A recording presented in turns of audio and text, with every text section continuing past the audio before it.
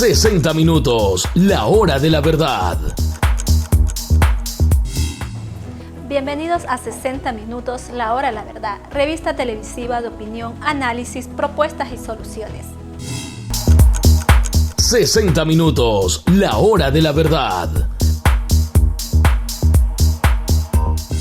Vivimos en un país sin culpable, lo que es lo mismo en un país sin ética. Lo que el pueblo está viviendo son graves situaciones y su futuro es lamentable, es oscuro e incierto. La inestabilidad es todo, la ausencia de la menor seguridad, el respeto al porvenir, en fin, las ilusiones de vida con garantía. Ahora todos yacen en el fondo de la desesperanza y la desesperación. Ante esto hemos invitado a 60 minutos el programa de opinión, análisis y soluciones al licenciado Ronald Intriago, reconocido analista social, quien nos dará una visión más clara de cómo enfrentar la situación y lo que debemos hacer.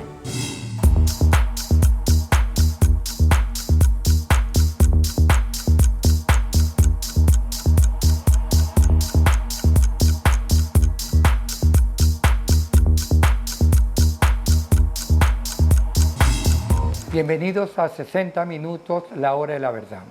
Vamos a tocar un tema que interesa a toda la ciudadanía y a todo el mundo. Pueblos que están pasando momentos muy difíciles, por cuanto puede ser por malos gobiernos, por la naturaleza o por diferentes causas. En este momento tenemos como invitado al licenciado Ronald Intriago, especialista en este tipo de temas, con quien vamos a dialogar acerca de lo que es el pueblo y la esperanza. Licenciado, bienvenido a 60 minutos. Muchas gracias. Queremos empezar preguntándole, ¿qué es un pueblo sin esperanza? Bueno, si nos atenemos a la palabra, un pueblo sin esperanza, la desesperanza es la falta de esperanza. Y un pueblo sin desesperanza vendría a ser aquel pueblo que no tiene un referente, una guía como para ubicarse adecuadamente en estos tiempos tan difíciles que estamos experimentando. ¿Esto puede causar un pueblo peligroso? En cierto momento sí, porque todo tiene su límite y la historia lo ha demostrado. La historia ha demostrado que muchos pueblos desesperanzados se unen a ciertas situaciones que pueden producir un estallido social. Y este estallido social deviene en un peligro para el mismo pueblo. Ahora, esta desesperanza, ¿hasta qué límite puede llegar? La desesperanza podría llegar al límite de que el pueblo mismo no sabe en quién confiar y dentro de esa no confianza el pueblo está confundido y podría desembocar en cosas muy negativas, totalmente negativas. La historia lo dice. Por ejemplo, se me ocurre en este momento, mucho antes de la Revolución Rusa de 1917, era un pueblo que no tenía un asidero, no tenía una esperanza. Y esa situación del pueblo fue el caldo de cultivo o el momento adecuado o el momento propicio para que el pueblo estallara con el advenimiento de ciertos líderes que se convirtieron en mesiánicos, es decir, en los mesías salvadores de ese pueblo. Entonces, por ahí puede haber también un peligro en el sentido de que un pueblo desesperanzado puede irse aglutinando alrededor de alguien que quiera sacarlo de ese marasmo y de repente, y aquí lo es peligroso, ese individuo, ese líder que se cree el Mesías, no es el adecuado. Entonces, eso es lo peligroso. Ahora, ¿qué causan estas cosas? ¿Qué motivos tiene para que el pueblo llegue a eso? Bueno, si nosotros nos remontamos a la historia, podemos poner muchos ejemplos, pero hablemos de Ecuador. Ecuador durante muchísimos años, y especialmente en las últimas décadas, ha experimentado una desesperanza grande en lo que tiene que ver con los movimientos políticos, los partidos políticos, líderes que no lo representan, individuos que no se sienten bien representados para llegar a un norte definido. También tiene que ver, por supuesto, dentro de lo social, lo económico, y también hay una cosa que hay que tener presente, que es la cuestión moral. Es decir, hay una degradación moral en virtud de lo que se está experimentando.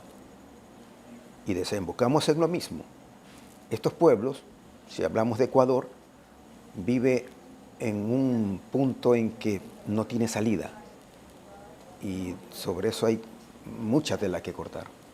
Ahora, esta indolencia que causan los mandatarios, ¿cuáles son los puntos neurálgicos para el pueblo? ¿El hambre, el desempleo, la violencia? ¿Cuáles serían? Actualmente se conjugan todas esas cosas, pero lo primero que piensa el pueblo en este momento, sobre todo el pueblo ecuatoriano, es la cuestión de la seguridad. Todo el mundo está pensando cómo tener una seguridad de tal manera que le permita vivir tranquilo. Y cuando hay seguridad, la economía surge. Eso es elemental, porque nadie está pensando, la persona que está segura no está pensando que lo van a extorsionar, que lo van a vacunar, como se llama actualmente, y puede producir más. Entonces, es un círculo vicioso. Violencia, inseguridad, economía no tan buena y una degradación social. Ahora, en esto los gobernantes son los responsables, son los culpables también. No echemos la culpa solamente a los gobernantes, porque esta cuestión es de doble vía. Porque también un pueblo no lo suficientemente educado no elige bien a sus representantes. Y representantes que saben que su pueblo no está bien educado, también pueden hacer lo que les da la gana. Un poquito, es un círculo vicioso bien siniestro. ¿Cómo culturizamos políticamente a un pueblo? Mi querido Marco Tulio, esto no es de la noche a la mañana. Siempre se ha hablado que esto es generacional. Asumamos que una generación tiene 25 o 30 años. Pensemos en 25 o 30 años. Pensemos en lo que han nacido en estos últimos años. ¿Cómo culturizamos, como se dice? ¿Cómo le hacemos ver a ese estudiante o esa generación que tienen que tener una sólida formación intelectual, una sólida formación social, una sólida formación moral? Se requieren políticas públicas tan bien definidas que permanezcan en el tiempo, que redunden en beneficio para el sistema educativo y a su vez para los hogares. No es una labor fácil, no. Pero sí es positiva, sí es posible, porque muchos pueblos lo han hecho. Se me ocurre en este momento Singapur. Singapur, hace 60 años más o menos, allá en el sudeste asiático, era uno de los países más corruptos del mundo. Pero ciertos representantes, y aquí viene también la guía de ciertos representantes, se propusieron erradicar todo eso para que avanzara el pueblo. Y no solamente avanzó desde el punto de vista económico, y lo sabemos muy bien, sino desde el punto de vista de la cuestión moral. Singapur en este momento, según Transparencia Internacional, es uno de los países que tiene menos índice de corrupción en el mundo.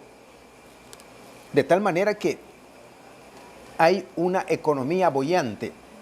Y como hay una economía boyante, la sociedad se conduce, se maneja bien.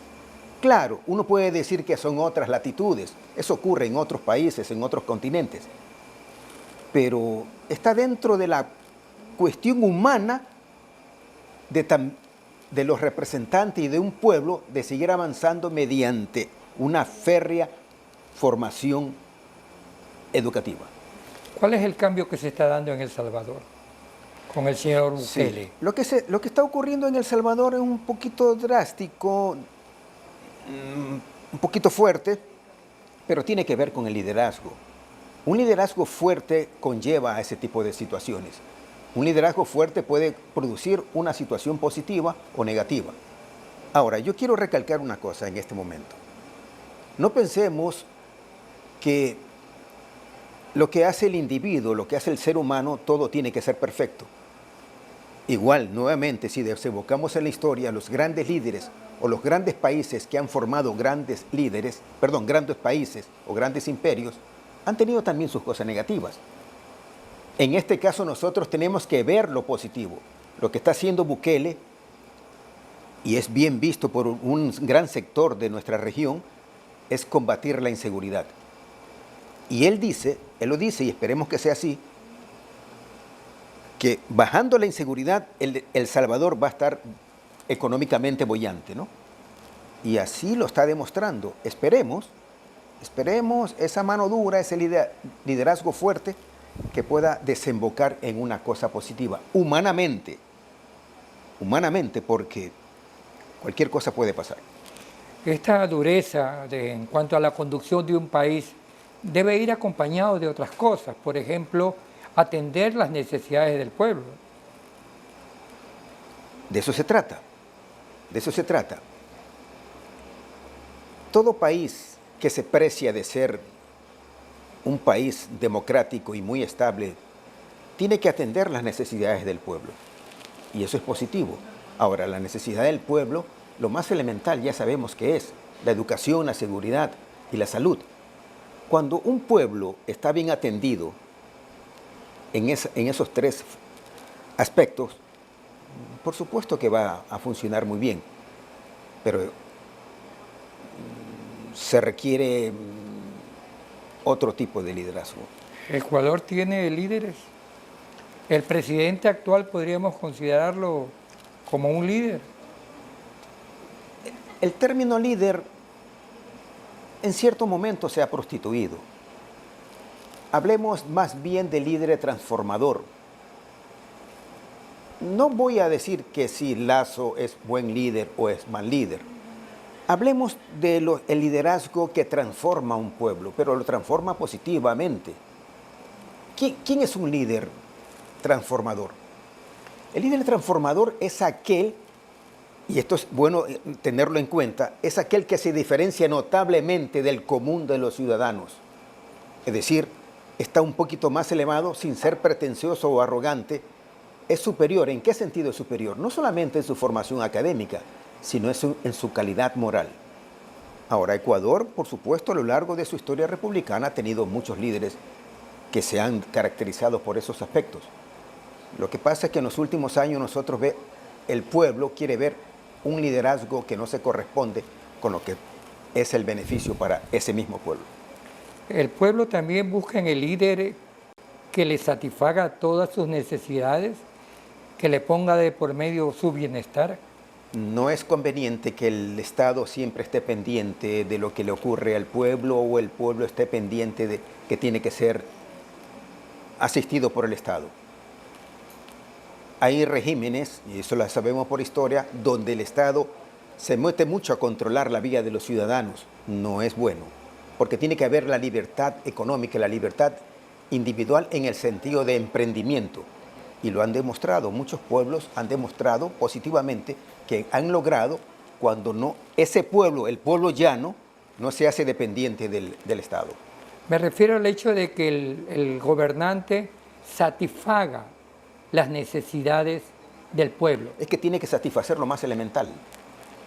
Todo gobernante, mediante las políticas públicas que están ya dentro del aparato del Estado, lo más elemental es que asista a la educación, a la salud y a la seguridad. Eso es lo más elemental en cualquier parte del mundo. Ahora, de ahí que el Estado esté pendiente en todo para asistirlo y hacerlo parásito al individuo, no. En ese sentido, no. ¿En Ecuador se ha cumplido eso? Medianamente, y hay ciertas cosas que no están bien en cuestiones de políticas públicas para la sociedad. Pero bueno, son cosas que habría que meditarlo mucho más. Licenciado, permítanos ir a un corte comercial. Nos vamos a un corte y regresamos con más de 60 minutos. 60 minutos, la hora de la verdad.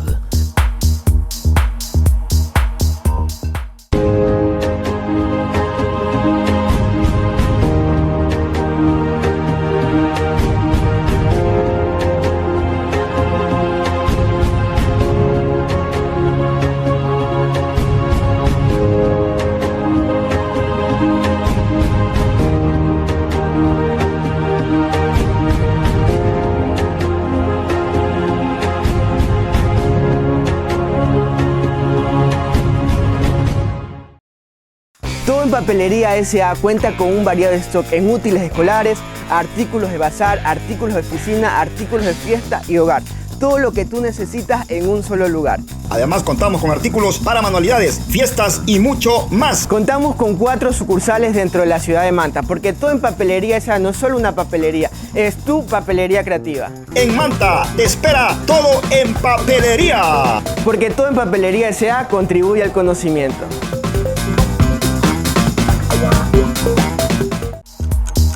...60 minutos, la hora de la verdad. Hay una frase que dice que la tristeza, la soledad y la desesperanza es el hoyo emocional de la vida. ¿Qué hay de cierto en eso? El odio emocional de la vida. El hoyo, el hoyo. ¿El? Hoyo. Ah, el hoyo emocional de la vida. Claro.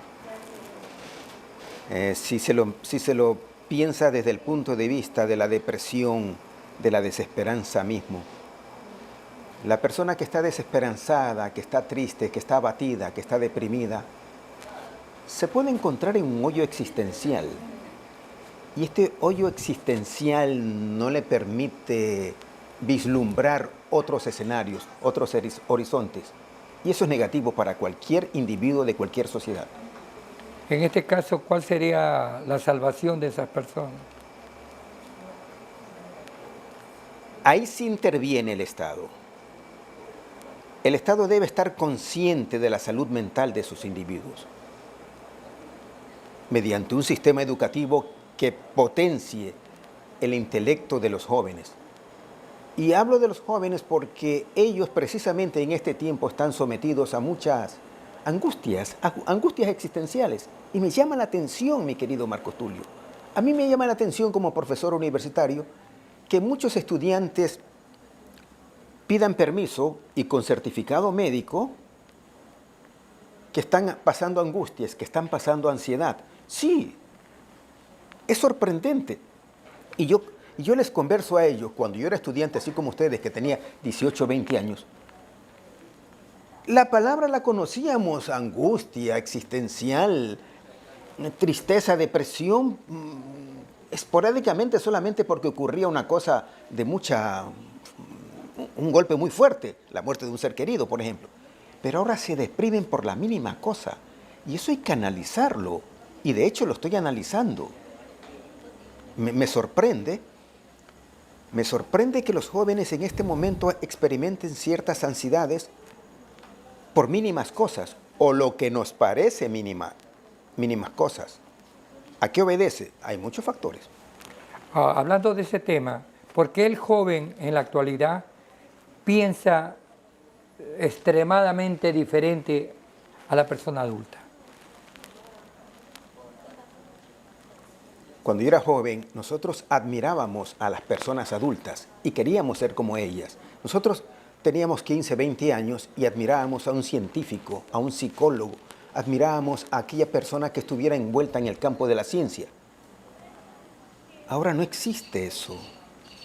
Y de hecho nosotros, la generación nuestra, queríamos estar con personas mayores para conversar y aprender más. Pero hay un factor que está desmotivando a los estudiantes o a los jóvenes en este momento. Y yo creo que son las redes sociales. Lo vengo leyendo y lo vengo estudiando, lo vengo observando. Las redes sociales juegan un factor enormemente en los estudiantes, en los jóvenes, especialmente en lo que tiene que ver con la depresión, y más en las mujeres. Más en las mujeres. Porque la mujer es más propensa a recibir mucha información en las redes sociales y más propensa a estar más sensible a lo que dicen las redes sociales. Casualmente leí un reportaje hace 3 días de la BBC de Londres al respecto. Lo analicé, lo estudié con mis estudiantes hace 2 o 3 días y efectivamente mis estudiantes están de acuerdo con eso. Algo está ocurriendo. Entonces, la generación actual, los jóvenes actuales, esa desesperanza o esa depresión que tienen, esas angustias, también está relacionado con el hecho de las redes sociales. O sea que las redes sociales están atrapando a la juventud de manera negativa.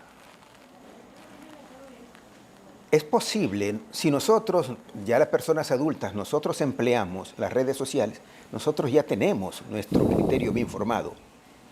Pero un joven está en el proceso de aceptar todo lo que, o de receptar todo lo que ve a través de las redes sociales y puede influir negativamente. No lo digo yo, lo dicen algunos expertos y yo observo, yo observo a mis estudiantes y mis estudiantes experimentan lo mismo. De hecho, muchos estudiantes, y esto es importante para la pregunta, Marco Tulio, que me hiciste originalmente al respecto, muchos estudiantes no están satisfechos de vivir en esta época. Y ¿De no vivir? En esta época. Y no es que yo se lo pregunto, sino que en una conversación al respecto me lo dicen, profesor, yo no debía haber nacido en esta época. Yo debía haber nacido hace 20, 30, 40, 50 años. No solamente un estudiante, sino muchos estudiantes. Y eso hay que analizarlo. Eso hay que analizarlo y hacer un estudio. ¿Qué quieren decir con eso? Es que ven, todo avanza vertiginosamente. El cambio es muy rápido. Hasta en la moda, lo que hoy es moda, mañana no es moda. Hasta en la tecnología, lo que en este momento es lo último, mañana o pasado, después de 3 meses, 4 meses, ya no es lo último en cuestión de novedad.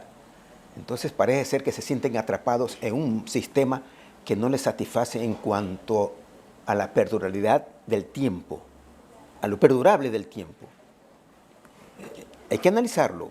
Yo no he hecho un estudio al respecto. Pero también se ve que están atrapados en el celular, están atrapados con las redes sociales. Están tan atrapados que ellos, casualmente yo enseño una materia que se llama Sociedad Digital. Y estamos leyendo un libro de una autora argentina que se llama Carissa Vélez. El libro se llama La privacidad es poder. Lo estamos analizando. Y cuando mis estudiantes lo estudian, lo leen, ellos me dicen, profesor, eso me ocurre a mí. Nosotros estamos atrapados en esto. Pero no hay cómo salir de esto. ¿Cómo salir? Si todo ahora se hace por internet, por las redes sociales, hasta la misma comunicación que usted nos envía, porque yo les envío ciertos trabajos por WhatsApp, todo es virtual. ¿Cómo salir? Es decir, es un círculo vicioso de la cual es un poquito difícil salir. Lo que yo les propongo, porque yo sí lo hago, yo propongo algo cuando yo sí lo hago, es dejar menos huella digital en las plataformas, menos huellas digitales. Ahora, en cuanto a la salud mental, ¿qué relación usted le ve con la política? Afecta muchísimo, influye muchísimo.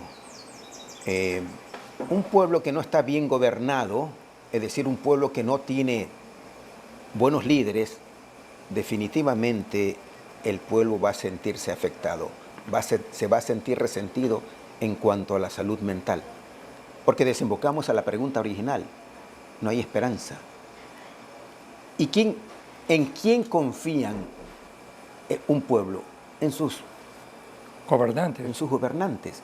Y si el gobernante, cualquier gobernante que sea, el gobernante de turno, no cumple las expectativas o las medianas expectativas de un pueblo, sigue habiendo la desesperanza, la desilusión y por supuesto en muchos se va a sentir afectado la salud mental. Y sobre la salud mental hay una cosa que también yo quiero recalcar. La cantidad de suicidios que hay en el mundo, de jóvenes que se suicidan, que también es otro tema como para analizarlo con un psicólogo.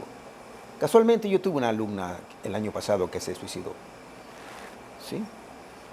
¿Considera, licenciado, que el pueblo ecuatoriano está muy deprimido? No tanto deprimido porque el pueblo ecuatoriano, especialmente el costeño, y ya no tanto el costeño, sino también el de la sierra, nuestro pueblo es un pueblo festivo y a veces toma las cosas con humor. Nuestro pueblo tiene mucha resiliencia en ese sentido, ¿no? Las cosas las toma como un humor, es festivo, busca la manera de salir de ese marasmo. Hablando de eso, ¿hay esperanza para que el pueblo pueda resurgir? Sí, si hablamos humanamente, ciertos líderes podrían dar esa esperanza, humanamente, ¿no? Y cuando digo humanamente es porque los seres humanos somos tan transitorios, ¿no? Entonces no hay... Malo sería que un pueblo confíe plenamente en un determinado líder, pero sí puede haber mejoras como ha habido en otros pueblos, ¿no? ¿Qué necesita un pueblo para vivir dignamente? Un pueblo educado, un pueblo bien formado, un pueblo donde la estructura familiar es bien sólida, puede vivir dignamente. Y eso se puede hacer con los años, se puede hacer con una buena política pública que se encamine para eso. Ahora, ¿qué futuro usted le ve al pueblo ecuatoriano? ¿Es incierto? Es incierto, pero quiero ser optimista, no quiero ser pesimista. Es un poco incierto, como todas las cosas, ¿no? Vivimos en un momento de mucha incertidumbre. Decirle al pueblo que vote bien, bueno, no me corresponde porque eso le corresponde a cada votante. Pero si no se tiene buenos líderes, también está ya en uno mismo de ir labrándose su futuro. O sea, podríamos decir que la cultura política afecta mucho en las decisiones. Totalmente. La política es el destino, dijo Napoleón Bonaparte. ¿Qué significa esto? Que todo, decisiones que se tome en un determinado país, todo obedece a política. Todo, absolutamente todo. La educación es un hecho político. La salud es un hecho político y así sucesivamente. Entonces, si los gobernantes se mantienen no complaciendo al pueblo por cualquier cosa, sino haciendo lo que le corresponde, entonces el pueblo sí puede tener cierta esperanza humanamente. Licenciado, queremos agradecerle muchísimo esa visión que ha tenido con lo que vive un pueblo, ya sea ecuatoriano o de cualquier parte del mundo. Muchísimas gracias. Nos vamos a un corte y regresamos con más de 60 minutos. 60 minutos, la hora de la verdad.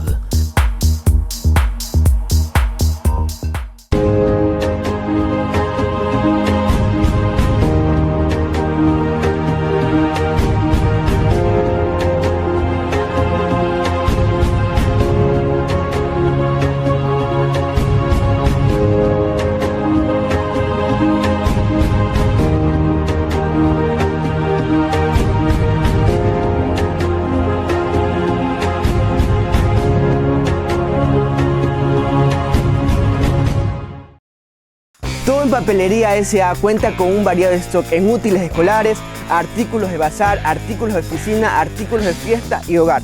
Todo lo que tú necesitas en un solo lugar. Además contamos con artículos para manualidades, fiestas y mucho más. Contamos con 4 sucursales dentro de la ciudad de Manta, porque Todo en Papelería S.A. no es solo una papelería, es tu papelería creativa. En Manta te espera Todo en Papelería. Porque Todo en Papelería S.A. contribuye al conocimiento.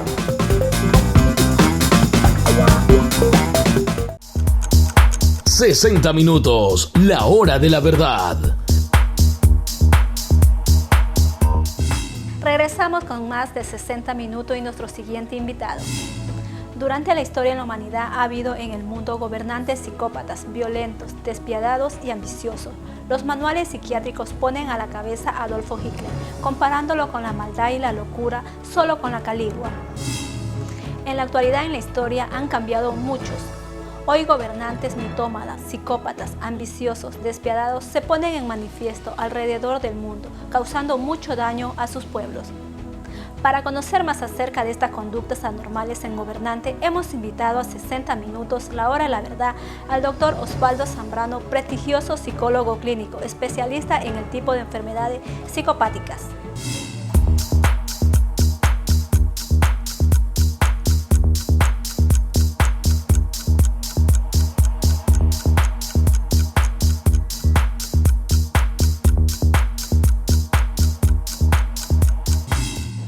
El mundo está lleno de muchas cosas, entre ellas pues la conducta del ser humano.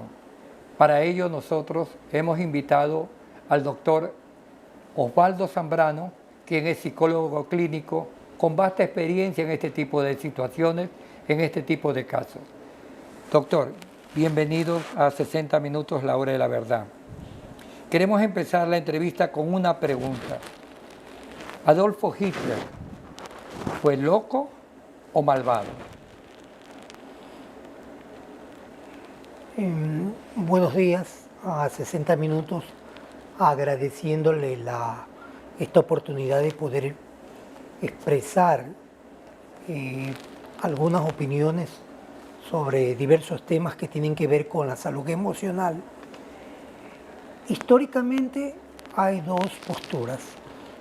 Hay una postura en la cual se manifiesta que en realidad tenía problemas muy serios mentales Hitler, y hay otra postura lo cual lo salva de todo tipo de anormalidad psicológica. Por lo tanto, lo que sí él tenía son algunos rasgos de personalidad muy marcados, ¿no? Que son propios a veces de los estados de locura que se señala. Por ejemplo, él no podía andar sin su médico, ¿no? Y por lo tanto tenía una especie de paranoia de que algo le iba a pasar. Y por lo tanto su médico era el que lo respaldaba en cualquier momento y acto de la vida de él. ¿Se justificaba la locura de Hitler habiendo causado tantos genocidios? Debe de haber tenido un nivel de estrés muy elevado, debe de haber tenido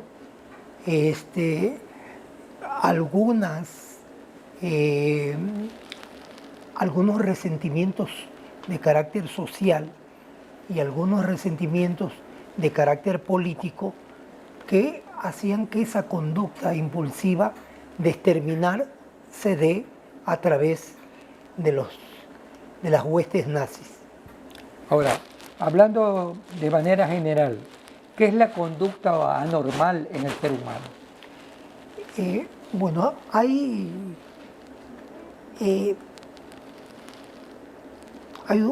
una línea muy delicada, muy blanda, ¿no?, que separa lo normal de lo anormal. Entonces, cuando se habla de anormal, se tiene que hablar de cuestiones biológicas, sociales, no intrapersonales, porque lo que puede ser anormal para usted puede ser anormal para mí. Por lo tanto, su punto de vista, desde la idea intrapersonal, desde lo que usted siente, no es aquello que yo no siento. Pero, estadísticamente hablando, aquello que se considera dentro de la curva, ¿no?, como normalidad, es aquello que no atenta contra el derecho de nadie, ¿sí? Y el derecho de alguien se pierde en el momento en que yo lo atento. Y si eso se repite, se produce una conducta anormal. Por ejemplo, ¿cuáles son los enfoques de la conducta anormal? Hay un enfoque estadístico, ¿no? El enfoque estadístico dice que nosotros nos manejamos sobre la media en el momento en que, estadísticamente hablando, la campana de Gauss se eleva. Entonces, esa parte que se eleva entra en la parte anormal, ¿sí? Pero si la línea se mantiene, estamos dentro de la normalidad. Por ejemplo, las normas sociales. Mientras yo no rompa con las normas sociales establecidas, no, estoy dentro de una norma social normal. Pero si yo rompo con aquello, entro en el campo de la normalidad. De acuerdo a lo que usted menciona, de que lo anormal o lo normal es de acuerdo al punto de vista de la persona. Pongamos un ejemplo, una persona pues que va a ser juzgada y la salvación que tiene es declararse loco.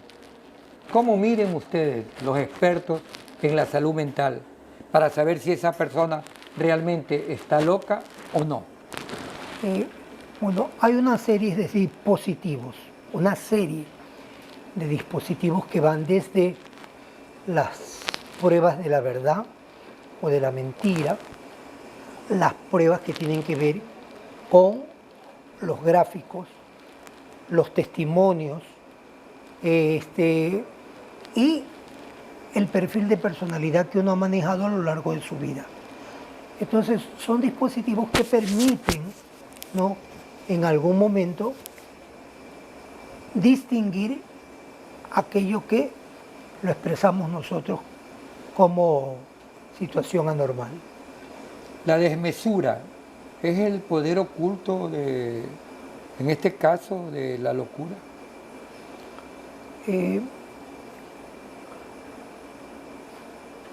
Si la desmesura llega a la intencionalidad, o sea, lo hago a sabiendas de que eso va a ocurrir, ya entra en el campo de la perversión, ¿no?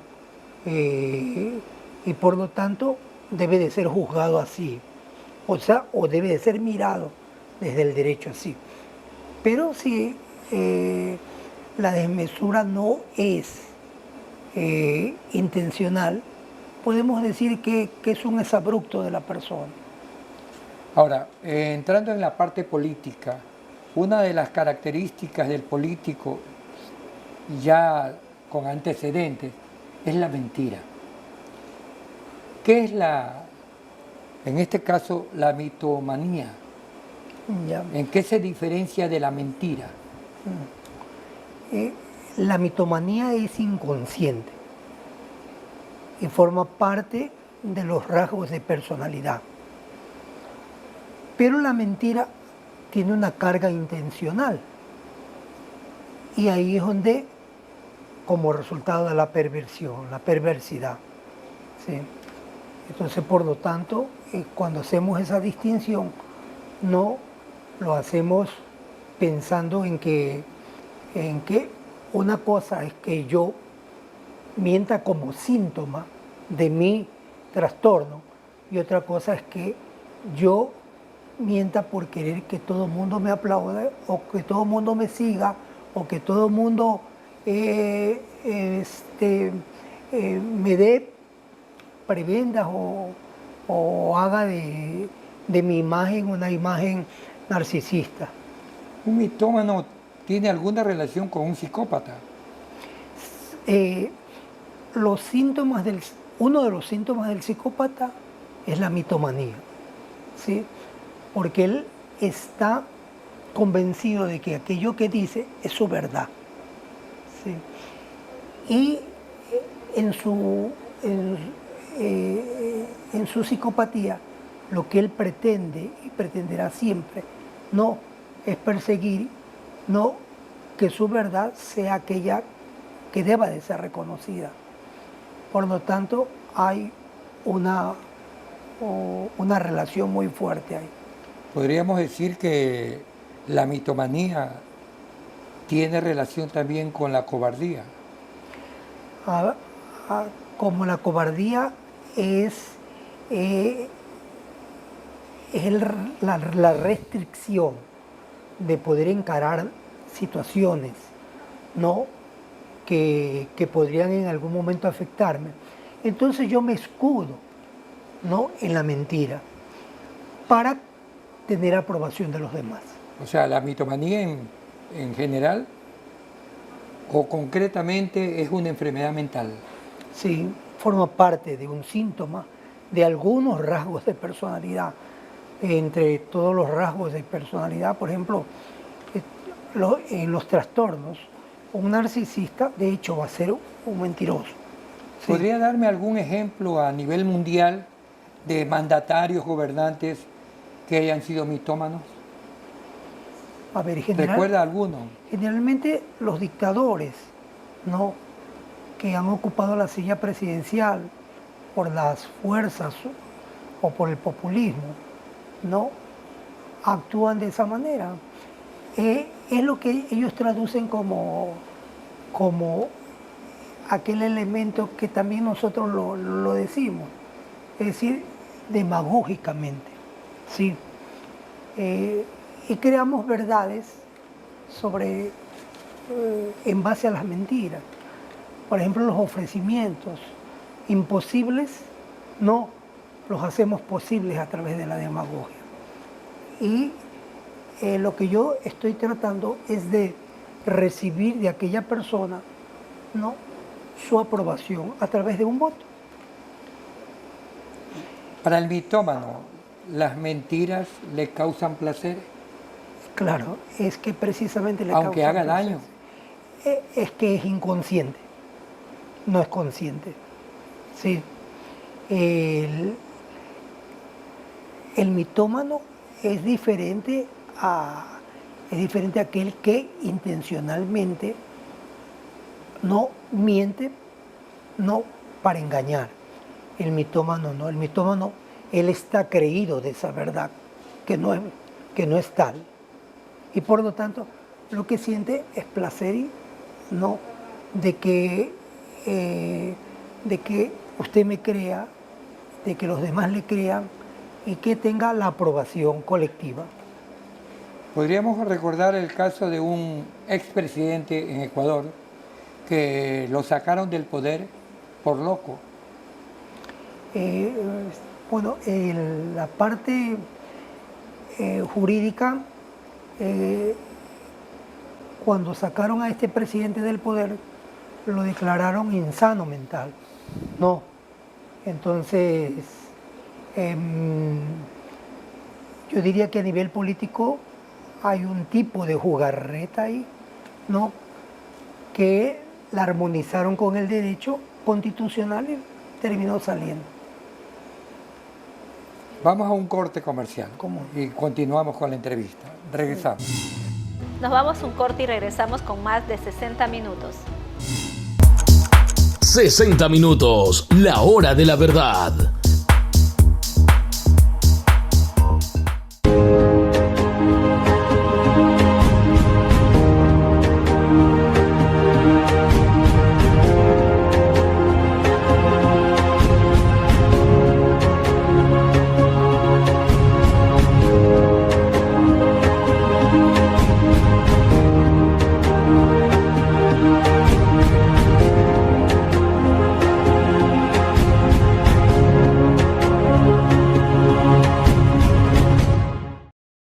Todo en Papelería S.A. cuenta con un variado stock en útiles escolares, artículos de bazar, artículos de oficina, artículos de fiesta y hogar. Todo lo que tú necesitas en un solo lugar. Además, contamos con artículos para manualidades, fiestas y mucho más. Contamos con 4 sucursales dentro de la ciudad de Manta, porque Todo en Papelería S.A. no es solo una papelería, es tu papelería creativa. En Manta te espera Todo en Papelería. Porque Todo en Papelería S.A. contribuye al conocimiento.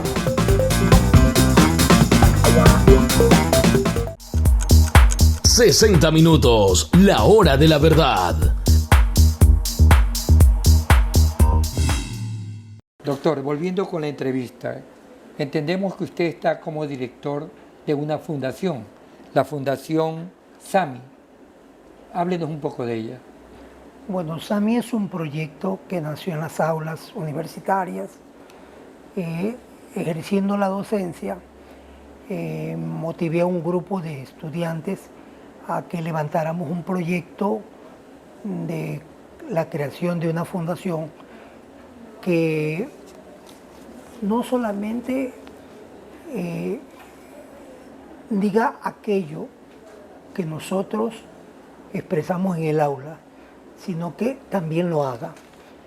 Y esto de hacer, que es la parte humanista, lo hicimos a través de esta fundación.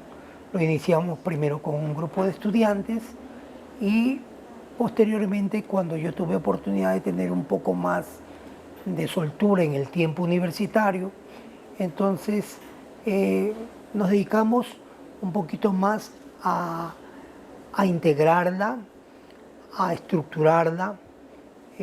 Hoy la Fundación Salud Mental Integral tiene algunos espacios territoriales en un conjunto habitacional que que Belo Horizonte, en el Palmar, donde tenemos una actuación ¿Cuál es el territorial. trabajo, perdón que le interrumpa, cuál es el trabajo fundamental de la Fundación? La Fundación trabaja en todo lo que tiene que ver con la salud mental, para precisar, ¿no? En los barrios trabajamos con un proyecto que se llama Barrios Preventivos, que es un proyecto que tiene como objetivo fundamental, ¿no?, hacer toda una política de prevención contra las adicciones, ¿sí?, de todo tipo, especialmente con la droga, ¿no? ¿Qué tipo de pacientes tiene? ¿Jóvenes, adultos, niños?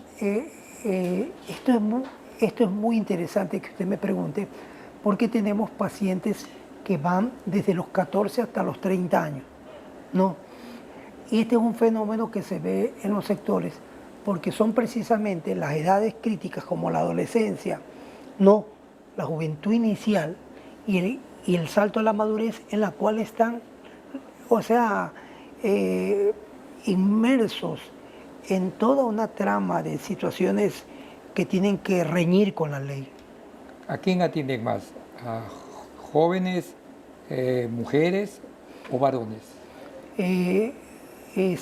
¿O en todo sentido? Atendemos, o sea, nuestra población es más masculina, pero atendemos a un centro de tratamiento de adicciones de mujeres en el cual damos nuestras consultas de forma gratuita y semanal, y chequeamos también aproximadamente un grupo de 20 mujeres que son consumidoras de TH, ¿no?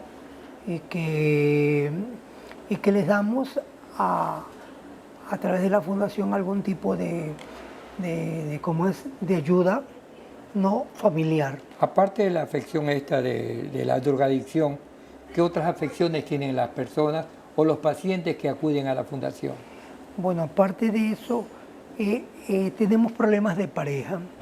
El COVID, ¿no?, dejó secuelas muy serias en la comunicación de pareja, en el matrimonio. Dejó muchos matrimonios rotos, muchas parejas con resentimientos, muchos divorcios. El COVID separó a la pareja, ¿no? Y todos ellos cayeron en depresión y ansiedad, y ese es otro tipo de pacientes que nosotros tenemos. En el caso de las personas que van por afectaciones de drogadicción, ¿por qué lo hacen? ¿Qué comentan ellos? A ver, hay dos tipos de pacientes: el voluntario, aquel que va, y aquel que lo lleva. Sí. Aquel que va es un paciente reincidente, ¿no? Es un paciente que ha pasado por algunos tratamientos y llega en algún momento a conocer la Fundación, y como ve gente joven y ve gente que tiene otro tipo de alternativas en el tratamiento, entonces sintoniza bien con nosotros. Y a los que los llevan, trabajamos con la familia, especialmente en un modelo que es el modelo sistémico, terapia familiar sistémica. ¿De dónde ustedes reciben apoyo? A ver, tenemos una gestión interna, una autogestión, ¿no? Tenemos también dos colaboradores que trabajan para el patronato municipal, ¿no? Y tenemos la universidad, porque la universidad, a través de las carreras de psicología y trabajo social, ha encontrado que la Fundación tiene un espacio de práctica real. ¿El resultado que ha dado la Fundación es positivo? Yo diría que muy positivo, porque cuando estamos en los barrios afuera de Manta, ¿no? Nosotros tenemos la fundación en el centro, las oficinas de la fundación, y la gente acude a la oficina, ¿no? Acude y tenemos, porque primero diversificamos el tipo de tratamiento, ¿no? Porque si en el grupo no técnico no existe ese profesional, lo buscamos. ¿El tratamiento que ustedes realizan con sus pacientes lo hacen de manera interna o externa? De los dos, mixta lo hacemos. Interna cuando nuestros técnicos son especialistas en el tema, y externa cuando no tenemos al técnico, pero lo buscamos. Ok. Ahora, volvamos al tema que habíamos iniciado. ¿El mitómano tiene baja estima? ¿Su autoestima es baja? Ah, sí, indudablemente. Precisamente miente es porque se siente desvalorizado y quiere tener un valor. Como no se siente creído por los demás, ¿no? O sea, ha perdido la credibilidad. Entonces busca que esa credibilidad no sea una credibilidad que se vaya gestando alrededor de él. Es ficticia, ¿no? Sí. Y es irreal porque termina cayéndose. ¿Un gobernante puede manejar un país teniendo esa calidad de mitómano? Es difícil, es complicado, y yo creo que en el ejercicio político o sea, decir una cosa por otra casi es como, o sea, forma parte del quehacer político, ¿no? Y ser mitómano es casi ser un político, ¿no? ¿La mitomanía sigue siendo parte del estudio de la psiquiatría? Sí, de la psicología y de la psiquiatría. Los dos manuales que en el mundo clasifican las enfermedades mentales, tanto el DSM-5 como el CIE-11, ¿no? Ubican al síntoma como parte de los trastornos de la personalidad. ¿Tiene cura la mitomanía? A ver,